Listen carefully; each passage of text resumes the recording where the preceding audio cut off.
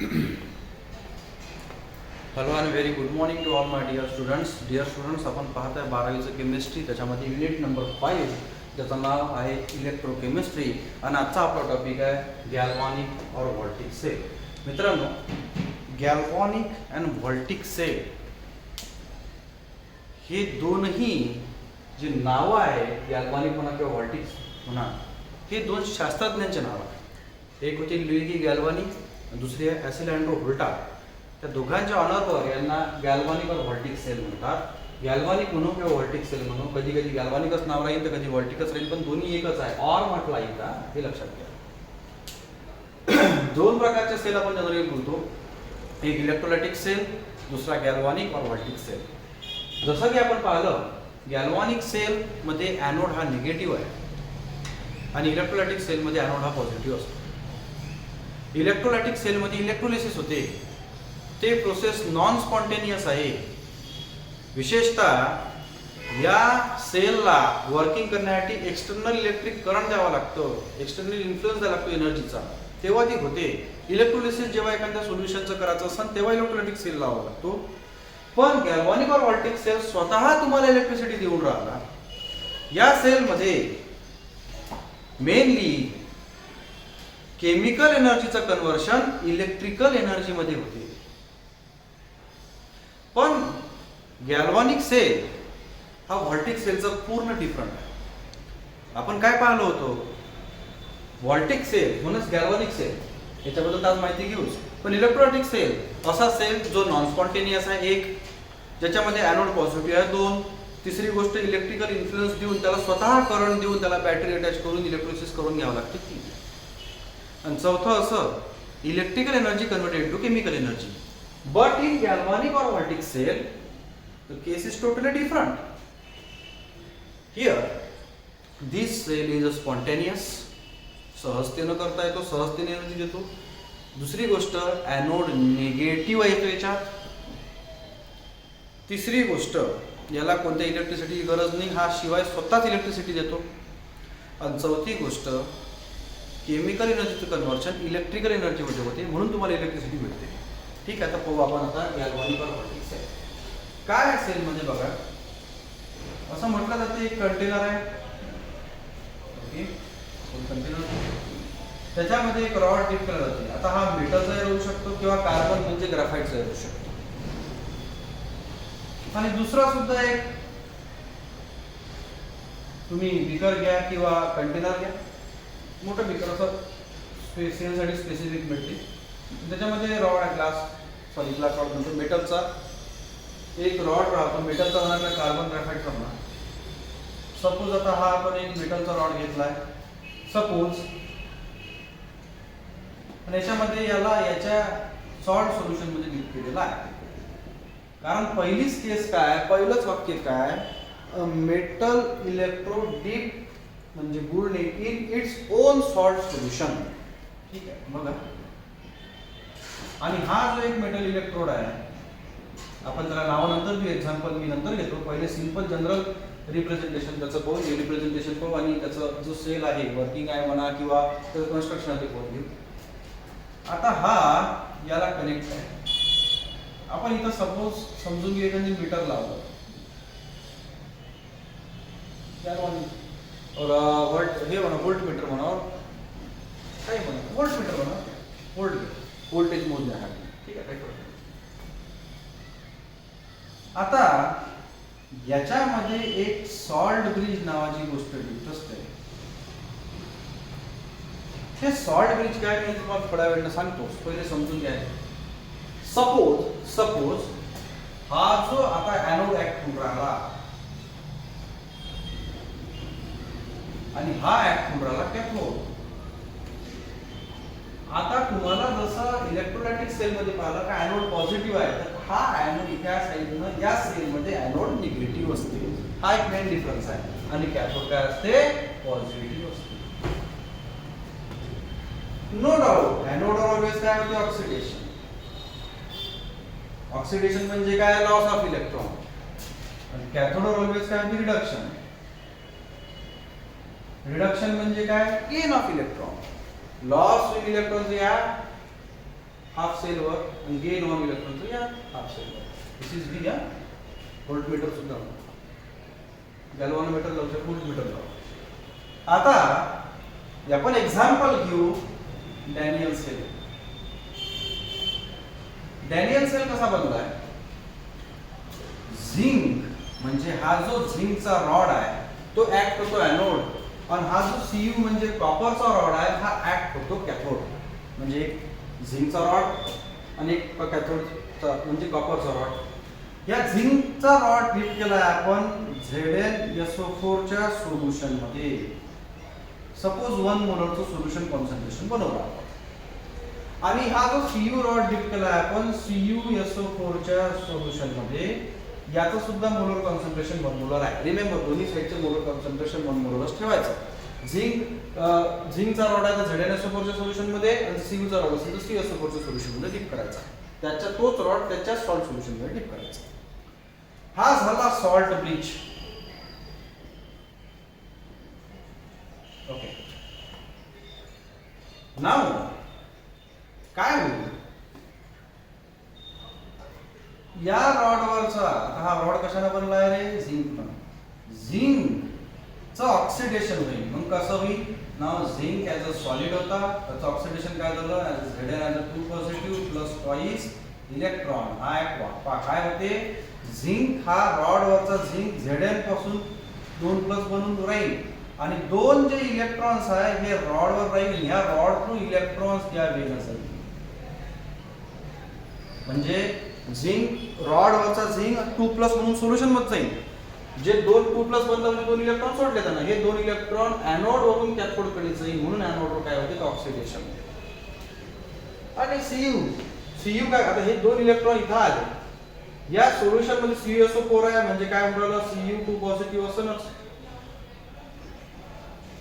Cu2 positive असणच. CuSO4 degrade असणच. याचा आपला Cu2 पॉझिटिव्ह या रॉडवर जो अटॅच होतो विथ रिस्पेक्ट टू 2 इलेक्ट्रॉन, म्हणजे इथे होते रिडक्शन. काय होते? नाव Cu2 पॉझिटिव्ह ऍक्वा मधला 2 इलेक्ट्रॉन कुठून आले? झिंक एनोड वरून आले, आणि काय बनला त्याचा? Cu as a solid. म्हणजे याच्यावर मेटलची अजून एक परत वाढते, याच्यावरची मेटलची एक परत कमी होते.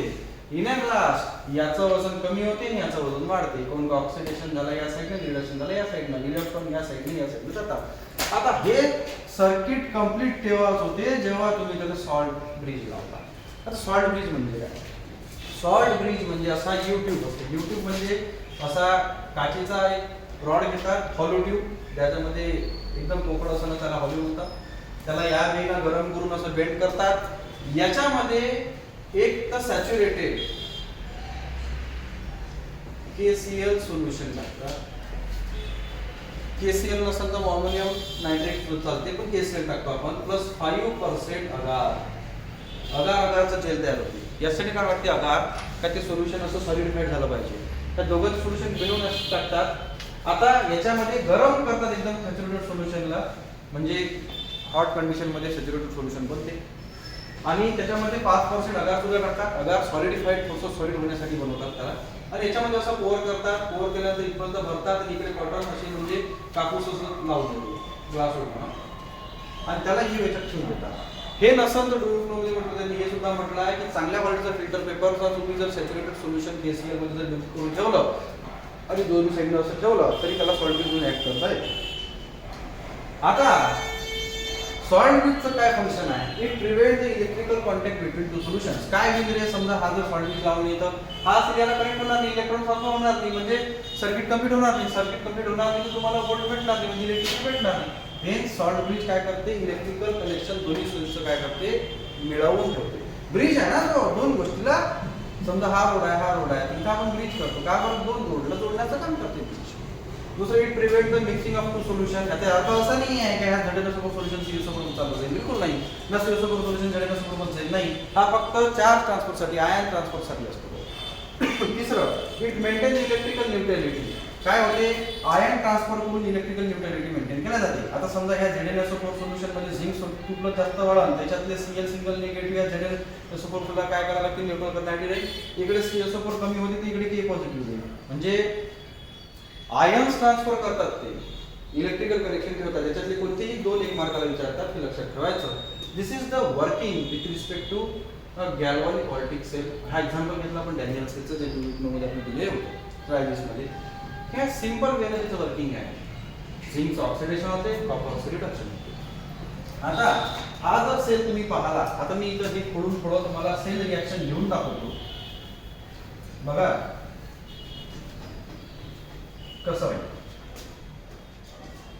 नाउ ऑक्सिडेशन हा रिॲक्शन ॲट एनोड. एनोडवर काय झालं, झिंक आहे ना. Now zinc as a Zn solid gives rise to Zn 2 positive aqua plus twice electron, 2 electron त्यांना दिले होते ते इकडे आहे. मग hence reduction half reaction at cathode. काय झालं पहा रिडक्शन मध्ये काय झालं, Cu2 प्लस ते 2 इलेक्ट्रॉन घेतले ते. नाउ Cu aqua 2 प्लस हे जे 2 इलेक्ट्रॉन झिंक ने दिले तेच इलेक्ट्रॉन आहे, बाहेरचे वेगळे इलेक्ट्रॉन नाही. मी तर काय लिहिलं तर C असं. आता इलेक्ट्रॉन कॅन्सल करावं लागेल, याचा रूल मी सांगतो थोड्या वेळानं. नाउ जी आहे ती लिहावं लागेल. इथे काय काय आहे बघू आपण. Now zinc as a solid plus Cu2 positive aqua gives rise to Zn 2 positive as aqua plus Cu as a solid. This is called redox. Oxidation plus reduction मिळून बघली आणि इलेक्ट्रॉन कॅन्सल करावेच लागतात. नसून होत तर ते स्पेसिफिक संख्येनं पुन्हा ते रिॲक्शनला दोन्ही याचे इलेक्ट्रॉन सारखे आणा. This is called example of Daniel cell. आणि असा वर्क करतो गॅल्व्हॅनिक सेल. या वेळेला झिंकचं ऑक्सिडेशन होते, कोण करते कॉपर, आणि कॉपरचं काय होते रिडक्शन. ठीक आहे, ते अशा वेळेनं गॅल्व्हॅनिक सेल वर्किंग करते. दिस इज शॉर्ट ब्रिज. यानंतर आपण शॉर्ट नोटेशन, ते सगळे सेलचं शॉर्ट नोटेशन कसं लिहायचं, फॉर्म्युलेशन कसं लिहायचं, आणि नंतर ह्या ज्या रिॲक्शनची जे मला जनरल एक्झाम्पल दिलेली आहे याची काही थोडेफार रूल्स असतात, ते रूल्स समजून घेऊ. त्यानंतर आपण पुढं बघा थोड्या वेळी.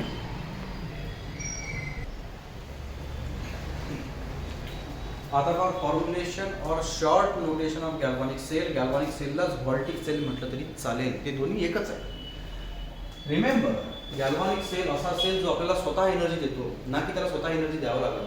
हा एक स्पॉन्टेनियस सेल आहे ज्याच्यामध्ये केमिकल एनर्जीचं कन्व्हर्शन इलेक्ट्रिकल एनर्जीमध्ये होते, ज्याच्यामध्ये एनोड हा निगेटिव्ह असतो. हे 4 पॉईंट्स जे गॅल्व्हॅनिकचे आहेत त्याच्याच उलटे हे इलेक्ट्रोलायटिक सेलचे 4 पॉईंट्स वेगळे उलटे. हो, हे शॉर्ट नोटेशन ऑफ फॉर्म्युलेशन. एवढा मोठा सेल कोणी रिप्रेझेंट करत बसणार आहे का? नाही. शॉर्ट नोटेशन, जसं माझं नाव नितेश मुरलीधर राऊत तर NMR शॉर्ट नोटेशन झालं. एवढं मोठं नाव घ्यायची काय गरज कोण नाही.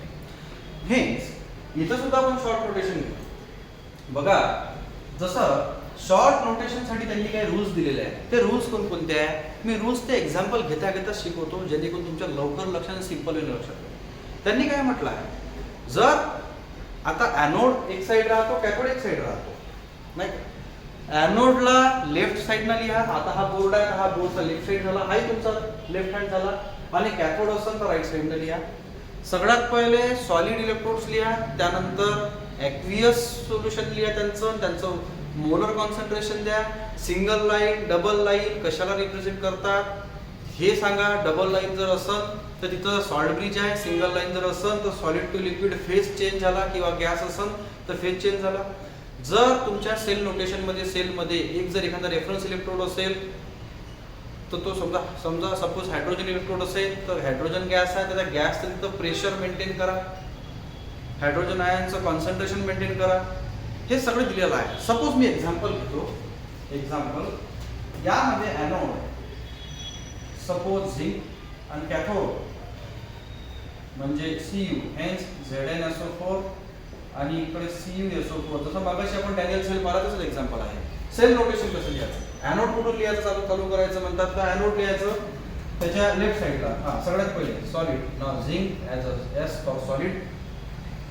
सिंगल लाईन कशाला नोट करतात, सिंगल लाईन झिंक हा सॉलिड आहे, त्यानंतर मी झिंकचा ZnSO4 सोल्युशन लिहा म्हणजे Zn2+ लिहा. Hence now Zn as a 2 positive. किती मोलरचं सोल्युशन आहे, 1 मोलरचं. हे सिंगल लाईन हे सांगते की हा सॉलिड आणि लिक्विड मध्ये आता 1 मोलर सोल्युशन पाण्याचं बनला नाही तर यांच्यामध्ये फेज बाउंड्री आहे. डबल रेश हे सांगते का इथं सॉल्ट ब्रिज आहे, सॉल्ट ब्रिजला कनेक्ट आहे. आणि जर का कॅथोड आहे तर त्याचं याच वेळेला उलट लिहा, म्हणजे कॅथोडचा जो सॉलिड आहे हा जो जसा याचा एनोडचा सॉलिड हा लेफ्ट साइडला आला, याचा राईट साइडला आला पाहिजे. Hence now Cu as a 2 positive aqua लिहा इथे ॲक्वा लिहा, काही फरक नाही पडत. किती मोलर आहे? 1 मोलर. रिमेंबर जेवढं कॉन्सन्ट्रेशन इथं असेल तेवढंच कॉन्सन्ट्रेशन इथं असलं पाहिजे. सिंगल लाईन आणि इथं Cu as a सॉलिड. का बरं? हा Cu सॉलिड आहे, हा ॲक्वा मध्ये Cu2 प्लस सोल्युशन 1 मोलरचा आहे, हे लिक्विड मध्ये आहे. Hence this line represent the boundary between boundary of separation between the two phases. These two lines indicate the salt bridge. The two half cells are connected with the salt bridge. This is oxidation and हे represent the reduction. या वेळेला सब अजून एक example घेतो मी. Anode याच्यामध्ये समजा Mg आहे आणि कॅथोड जो आहे हा याच्यामध्ये Ag आहे. आता पाहू आपण एनोड कॅथोड जर असं असलं तर कसं सेल नोटेशन लिहायचं. एनोड Mg आहे म्हणजे एनोडला कोणत्या साइडला लिहायचं? Left side. कॅथोड रिडक्शन आहे तर समजा काय लिहायचं? Right side. ठीक आहे. Mg आहे, Mg as a solid. Okay. Single line Mg चे Mg2 प्लस सोल्युशन असणच 2 प्लस. किती मोलर आहे? 1 मोलर आहे. ॲक्वा आहेच ते 1 मोलर नाही म्हटलं. ॲक्वा नाही लिहिलं तरी 1 मोलर म्हटलं म्हणजे ॲक्वा मध्ये आहेच ते. 2 डबल डॅश कशासाठी? सॉल्ट ब्रिजला कनेक्ट आहे. बिलकुल. आणि इकडे कॅथोडला काय Ag, ते Ag हा लेफ्ट साइडला आला पाहिजे म्हणजे मग इथं काय येईल? Ag चं सोल्युशन राहील. Now Ag as a single positive 1 molar single dash आणि इथं काय राहील रे? Ag as a solid. या वेळेनं सुद्धा त्याचं सेल नोटेशन करता येते. पहा इथं कसं आहे, मी एक्झाम्पल तुम्हाला डेव्हलप करून सांगतो. जसं एनोड झिंक आहे, कॅथोड कॉपर आहे. लेफ्ट साइड पासून राइट साइड पर्यंत जातं. लेफ्ट साइडला ऑक्सिडेशन चालू पाहिजे, राइट साइडला रिडक्शन चालू पाहिजे. हा रूल आहे. लिहिला झिंक ने सॉलिड, इथं Zn2 प्लस म्हणजे लिक्विड. ह्या दोन्ही याला सेपरेट करण्यासाठी सेपरेट लाईन सिंगल लाईन. कशासाठी? तर separation of the phases between two.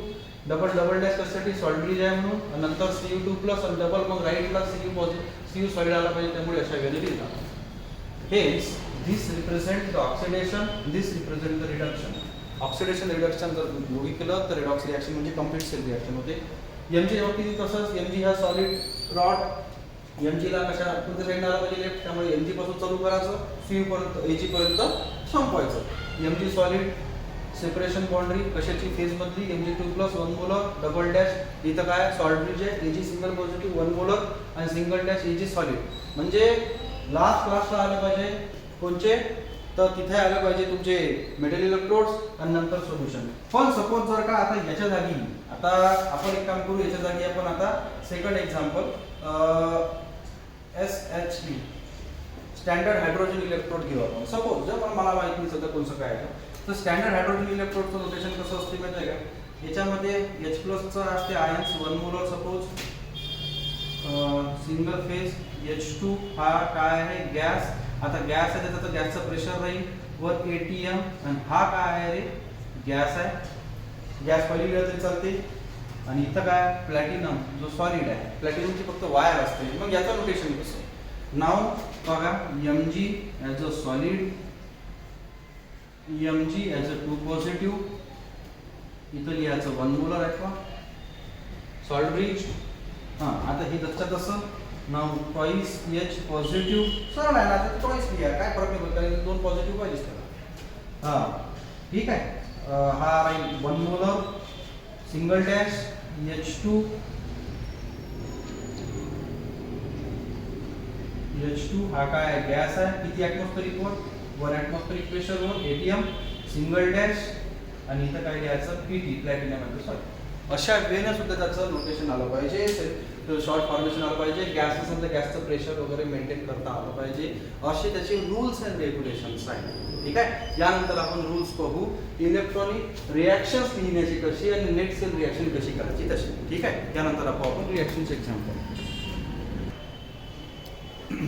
आता आपण writing of cell reaction. Cell reaction कशी लिहायची बघा. इलेक्ट्रोड रिॲक्शन हाफ रिॲक्शन झाली ऑक्सिडेशनची.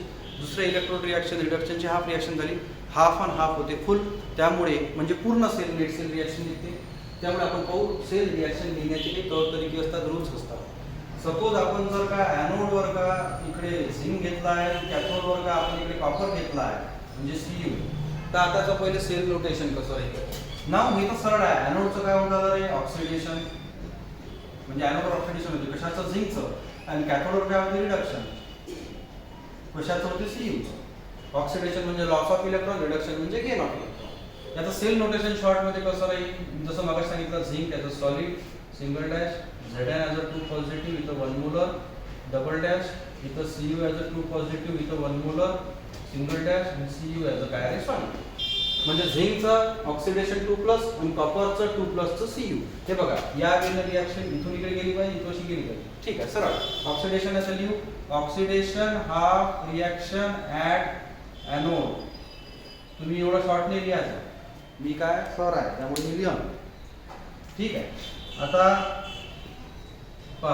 Zn सॉलिड ऑक्सिडेशन उडाला त्यामुळे काय उडाला ना zinc as a 2 positive plus 2 electron loss केले तर इलेक्ट्रॉन कोणत्या वे ॲक्वियस पोझिशन मध्ये तो गेला.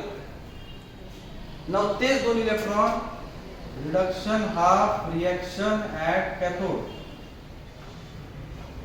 हां ठीक आहे कोण घेतले Cu ना, Cu कोणचा 2 पॉझिटिव्ह जो सोल्युशन मध्ये आहे. किती ॲक्वाली आहे, किती इलेक्ट्रॉन घेतले जेवढे त्याला पाहिजे, खूप नाही घेत ना तो, जेवढे पाहिजे तेवढेच घेत असते ते. 2 पॉझिटिव्ह 2 इलेक्ट्रॉन पाहिजे, याचा काय बनला Cu ॲज अ सॉलिड. सरळ इलेक्ट्रॉन इलेक्ट्रॉन कॅन्सल करा. जर इलेक्ट्रॉन इलेक्ट्रॉन कॅन्सल नसन होत तर स्पेसिफिक रिॲक्शनला गुणाकार करा. मी सांगतो दुसऱ्या एक्झाम्पल मध्ये काय काय होईल इथं. Now zinc as a solid, ठीक, नाव प्लस Cu 2 पॉझिटिव्ह काय इथं aqua use rise to Zn as a 2 positive कशात गेला aqua plus Cu as a solid. या वेळेचे रिॲक्शन्स आहे. रूल काय म्हणते, ऑक्सिडेशन हाफ रिॲक्शन येत असताना झिंक पासून Zn2+ बनवा आणि रिडक्शन रिॲक्शन मध्ये Cu2+ चं Cu बनवा. म्हणजे नॉर्मलचं पॉझिटिव्ह आणि पॉझिटिव्ह टू नॉर्मल या वेळेला करा. आता ही काय झाली रिडॉक्स रिॲक्शन म्हणजे नेट सेल रिॲक्शन, यालाच रिडॉक्स रिॲक्शन सुद्धा म्हणतो आपण सेलची. हा एक एक्झाम्पल आहे. आता याच्यामध्ये रूल सांगायची काही महत्त्वाची गोष्ट जसं मगाशी सांगितलं मी, इलेक्ट्रॉन कट झाले पाहिजे. ऑक्सिडेशन असेल तर Zn सॉलिड पासून ॲक्वियस पर्यंत घेऊन जा त्याचा, आणि रिडक्शन असेल तर ॲक्वियस पासून सॉलिड पर्यंत घेऊन जा. आणि त्याच्यामध्ये कट करून म्हणजे इलेक्ट्रॉन्स कट करून जे स्पीशीज सारख्या आहेत त्या कट करून त्याला नेट सेल रिॲक्शन मध्ये कन्वर्ट करा.